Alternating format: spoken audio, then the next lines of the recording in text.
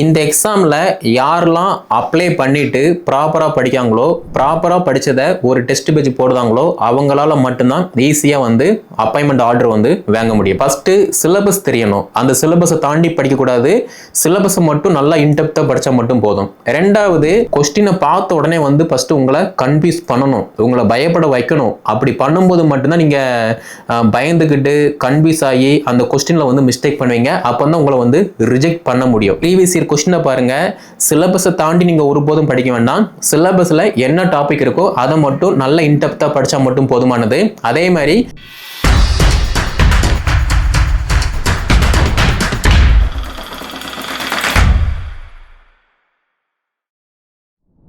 நீங்கள் ஒரு கவர்மெண்ட் ஸ்கூலில் +1 +2ல் அரசு ஆசிரியர் ஆகணும் அப்படின்னு கனவோடு இப்போ ஆசிரியர் தேர்வாணையம் நடத்தக்கூடிய முதுகலை ஆசிரியர் தேர்வுக்கு நீங்கள் அட்டெம்ப்ட் கொடுக்க போகிறீங்க, படிச்சுக்கிட்டு இருக்கீங்க அப்படின்னா நீங்கள் அப்ளை பண்ணியிருப்பீங்க, படிச்சுக்கிட்டு இருப்பீங்க. இந்த ரெண்டையுமே வச்சு உங்களுக்கு போஸ்டிங் தர மாட்டாங்க. இந்த எக்ஸாமில் யாரெல்லாம் அப்ளை பண்ணிவிட்டு ப்ராப்பராக படிக்காங்களோ, ப்ராப்பராக படித்ததை ஒரு டெஸ்ட் பேஜ் போடுதாங்களோ அவங்களால மட்டும்தான் ஈஸியாக வந்து அப்பாயின்மெண்ட் ஆர்டர் வந்து வாங்க முடியும். ஏன்னா நிறைய பேர் வந்து நான் அப்ளை பண்ணிட்டேன், நானும் எக்ஸாமுக்கு படிச்சுட்டு இருப்பேன் அப்படிங்கிற மாதிரிலாம் சொல்லுவாங்க. பட் அவங்க வந்து பாஸ் பண்ண முடியாது. என்ன ரீசன் அப்படின்னா, அவங்க அப்ளை பண்ணியிருப்பாங்க, படிச்சுக்கிட்டு இருப்பாங்க, எதை படிக்கும் என்ன படிக்கணும்னு தெரியாமல் எல்லாத்தையுமே படிச்சுட்டு இருப்பாங்க. பட் ப்ராப்பராக பாடத்திட்டம் என்ன, அதாவது இந்த பிஜிடெரிப் எக்ஸாமுக்கு சிலபஸ் என்ன, எக்ஸாம் பேட்டர்ன் என்ன அப்படின்னு தெரிஞ்சு ஒரு கிளியர் மைண்டோட யாரெல்லாம் வந்து ஒரு டெஸ்ட் ப்ராக்டிஸ் பண்ணுறாங்களோ அவங்களால மட்டும்தான் சக்ஸஸ்ஃபுல்லாக 150க்கு நல்ல மார்க் எடுத்து அப்பாயின்மெண்ட் ஆர்டர் வந்து வாங்க முடியும். இதை வந்து ஏன் சொல்கிறேன் அப்படின்னா, நீங்கள் திங்க் பண்ணி பாருங்கள். நீங்கள் எக்ஸாமுக்கு அட்டெம்ப்ட் கொடுக்கீங்க அப்படின்னா ஃபஸ்ட்டு சிலபஸ் தெரியணும். அந்த சிலபஸை தாண்டி படிக்கக்கூடாது. சிலபஸை மட்டும் நல்லா இன்டெப்த்தாக படித்தா மட்டும் போதும். ரெண்டாவது, நமக்கு எக்ஸாம் அந்த டியூரேஷன் எவ்வளோ மணி நேரம் அப்படின்னா 3 ஹவர்ஸ் இருக்குது. 3 ஹவர்ஸில் நம்ம 150 வினாக்கள் வந்து நம்ம அசஸ் பண்ணணும், ஹேண்டில் பண்ணணும். அப்படி இருக்கும்போது இப்போ உள்ள போட்டித் தேர்வை பொறுத்த மட்டும், அதுவும் பிஜிடெரிப்பை பொறுத்த மட்டும் நம்ம பார்த்த உடனேலாம் வந்து டக்குன்னெலாம் வந்து ஆன்சர் பண்ணிட முடியாது. கொஸ்டினை நம்ம நல்லா ரீட் பண்ணணும்.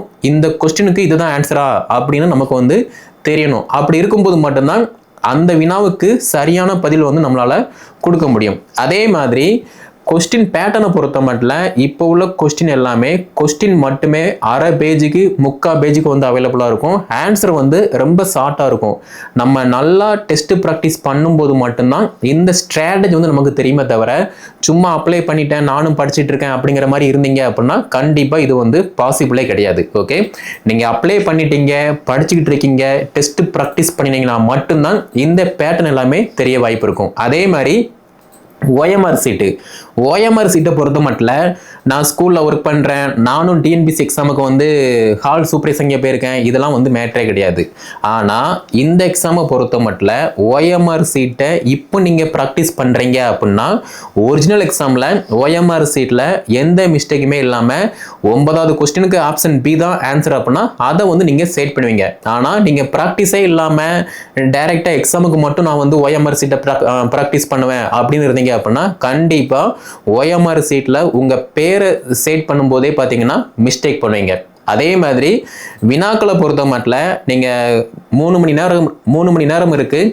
3 ஹவர்ஸில் நம்ம 150 வினாக்களுமே வந்து ஈஸியாலாம் வந்து அசஸ் பண்ணுற மாதிரி இருக்காது. ஏன்னா இப்போ உள்ள சிச்சுவேஷனில் கொஸ்டினை பார்த்த உடனே வந்து ஃபஸ்ட்டு உங்களை கன்ஃபியூஸ் பண்ணணும், உங்களை பயப்பட வைக்கணும். அப்படி பண்ணும்போது மட்டும்தான் நீங்கள் பயந்துக்கிட்டு கன்ஃபியூஸ் ஆகி அந்த கொஸ்டினில் வந்து மிஸ்டேக் பண்ணுவீங்க. அப்போ தான் உங்களை வந்து ரிஜெக்ட் பண்ண முடியும். இதை ஃபோக்கஸ் பண்ணி தான் பார்த்தீங்கன்னா போட்டித் தேர்வு எல்லாமே வந்து செட் பண்ணுவாங்க. அப்படி இருக்கும்போது நீங்கள் இப்போ எவ்வளோக்கு எவ்வளோ நல்லா டெஸ்ட் ப்ராக்டிஸ் பண்ணுறீங்களோ அதை பொறுத்து மட்டும்தான் ஒரிஜினல் எக்ஸாமில் அந்த ஹாலில் OMR சீட்டில் கொஸ்டின் ப்ளஸ் OMR பார்க்கும்போது எந்த விதமான பயமும் இல்லாமல் குழப்பமும் இல்லாமல் இந்த வினாவுக்கு இதுதான் விடை அப்படிங்கிற மாதிரி ஒரு கிளியர் மைண்டோட உங்களால் வந்து ஆன்சர் கொடுக்க முடியும். ஓகே, ஸோ நானும் அப்ளை பண்ணிட்டேன், நானும் படிச்சுட்டு இருக்கேன் அப்படிங்கிற மாதிரி வந்து சொன்னீங்க அப்படின்னா கதைக்காகாது.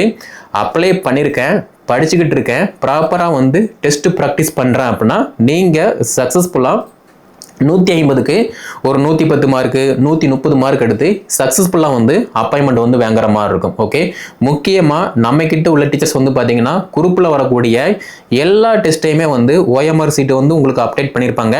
அந்த OMR பிரிண்ட் அவுட் போட்டு OMRல நீங்கள் வந்து ப்ராக்டிஸ் பண்ணுங்க. OMRல எவ்வளோக்கு எவ்வளோ நீங்கள் ப்ராக்டிஸ் பண்ணுறீங்களோ அப்படி பண்ணும்போது மட்டும்தான் ஒரிஜினல் OMRல வந்து மிஸ்டேக் பண்ணாமல் கரெக்டாக நீங்கள் வந்து செட் பண்ணுவீங்க. அதே மாதிரி டெஸ்ட் கொஸ்டின்ஸை பொறுத்த மட்டும் நீங்கள் படிக்காமல் இருக்கலாம். ஆனால் ஒரு டெஸ்ட் போட்டு பார்க்கிங்க அப்படின்னா இந்த டாபிக் வந்து நமக்கு நல்லா தெரியும், அப்புறம் ஏன் நம்மளால வந்து இந்த டாபிக் வந்து இந்த கொஸ்டினுக்கு ஆன்சர் பண்ண முடியல அப்படிங்கிற மாதிரி திங்கிங் பண்ணுவீங்க. அதே மாதிரி நீங்கள் நல்லா படிக்கிங்க, ஒரு டெஸ்ட் ப்ராக்டிஸ் போட்டு பார்க்கிங்க அப்படின்னா உங்களுக்கு இந்த டாப்பிக்ல இருந்து எப்படிலாம் கொஸ்டின் கேட்காங்க, நம்ம எவ்வளவுக்கு எவ்வளவு கரெக்டான ஆன்சர் வந்து கொடுக்கும், எவ்வளவு மார்க் ஸ்கோர் பண்ணுறோம் அப்படிங்கிற மாதிரி எல்லா ஸ்ட்ராட்டஜியுமே வந்து உங்களுக்கு தெரிய வாய்ப்பு இருக்கும். ஸோ பிஜிடிஆர்பி எக்ஸாமுக்கு நீங்கள் அப்ளை பண்ணியிருக்கீங்க, படிச்சுட்டு இருக்கீங்க அப்படின்னா கண்டிப்பாக நீங்கள் ஒரு டெஸ்ட் ப்ராக்டிஸ் போட்டு பாருங்கள். டெஸ்ட் பேஜ் மட்டும்தான் உங்களை முழுமையாக சக்ஸஸ் ஆகுமே தவிர நானும் அப்ளை பண்ணிட்டேன் படிச்சுட்டு இருக்கேன் அப்படிங்கிற மாதிரி பேசிக்கிட்டு இருந்தீங்க அப்படின்னா கதைக்கு ஆகாது. நம்ம கிட்ட உள்ள டீச்சர்ஸ் கண்டிப்பாக டெஸ்ட் ப்ராக்டிஸ் எல்லாமே வந்து ப்ராக்டிஸ் பண்ணணும். OMR சீட்டில் ப்ராக்டிஸ் பண்ணி உங்களுடைய OMR seat and mark statement எல்லாமே டெஸ்ட் பேஜ் வாட்ஸ்அப் நம்பரில் வந்து கண்டிப்பாக ஷேர் பண்ணுற மாதிரி இருக்கும். புதுசாக நீங்கள் யாராவது அட்டெம்ப்ட் கொடுக்க வரீங்கன்னா கூட நீங்களுமே வந்து சிலபஸை பாருங்கள், ப்ரீவியஸ் இயர் கொஸ்டினை பாருங்கள். சிலபஸை தாண்டி நீங்கள் ஒருபோதும் படிக்க வேண்டாம். சிலபஸில் என்ன டாபிக் இருக்கோ அதை மட்டும் நல்ல இன்டெப்த்தாக படித்தா மட்டும் போதுமானது.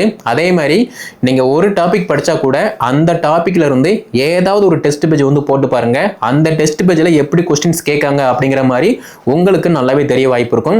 OMR சீட்டில் நீங்கள் எவ்வளோக்கு எவ்வளோ நல்லா ப்ராக்டிஸ் பண்ணுறீங்களோ இந்த ப்ராக்டிஸ் வந்து உங்களுக்கு ஒரிஜினல் எக்ஸாமில் வந்து பார்த்தீங்கன்னா கை கொடுக்கும். அதே மாதிரி டைம் மேனேஜ்மெண்ட்டு, நிறைய பேர் எனக்கு வந்து எக்ஸாமில் டைமே கிடைக்கல, கொஸ்டின் கஷ்டமாக இருக்குது, ஈஸியாக இருக்குது, இதெல்லாம் வந்து ஒரு மேட்டர் கிடையாது. ஆனால் எக்ஸாமில் அந்த 3 மணி நேரத்தில் நீங்கள் எவ்வளோக்கு எவ்வளவு நல்ல கன்சிஸ்டன்சியாக ஃபோக்கஸாக நல்ல கான்சன்ட்ரேஷனோட ஆன்சர் பண்ணுறீங்களோ அதை பொறுத்து மட்டும்தான் சக்ஸஸ்ஃபுல்லாக வந்து மார்க் ஸ்கோர் பண்ண முடியும். ஓகே, ஸோ அதனால் பிஜிடிஆர்பி எக்ஸாமுக்கு அப்ளை பண்ணுறது படிச்சுட்டு இருக்கேன், இது வந்து மேட்ரு கிடையாது. டெஸ்ட் ப்ராக்டிஸ் மட்டும்தான் மஸ்ட் இம்பார்ட்டன்ஸ். ஓகே, ஸோ நம்மக்கிட்ட உள்ள டீச்சர்ஸ் இதை கண்டிப்பாக வந்து ஃபாலோ பண்ணுங்கள். ஃபர்தராக உங்களுக்கு வேறு ஏதாவது டவுட்னா கீழே கமெண்ட்டில் லீவ் பண்ணுங்கள். பிஜிடிஆர்பி எக்ஸாமுக்கு டெஸ்ட் பேஜ் வந்து நம்மக்கிட்ட தனியாகவே ஒவ்வொரு பாடத்துக்கும் அவைலபிளாக இருக்குது. அதில் நீங்கள் ஜாயின் பண்ணுறீங்க அப்படின்னா கீழே டிஸ்கிரிப்ஷனில் வாட்ஸ்அப் நம்பர் கான்டாக்ட் நம்பர் கொடுத்துருக்கேன். அதை கான்டாக்ட் பண்ணி என்ன டீட்டெயில்னு கேட்டு படிக்க ஸ்டார்ட் பண்ணுங்கள். இந்த வீடியோ தொகுப்பை பிஜிடிஆர்பி எக்ஸாமுக்கு டெஸ்ட் பேஜ் போடாமல் படிக்கக்கூடிய டீச்சர்ஸ் மாதிரி ஷேர் பண்ணுங்கள், அவங்களும் வந்து படித்து பயன்பெறட்டும். நம்முடைய சேனலை சப்ஸ்கிரைப் பண்ணல அப்படின்னா சப்ஸ்கிரைப் பண்ணிக்கோங்க. அடுத்த வீடியோ தொகுப்பில் ஒவ்வொரு டெஸ்ட்டும் அண்ட் கொஸ்டின்ஸ் பேட்டர்ன் என்ன அப்படின்னு சொல்லி டீட்டெயிலாக பார்க்கலாம்.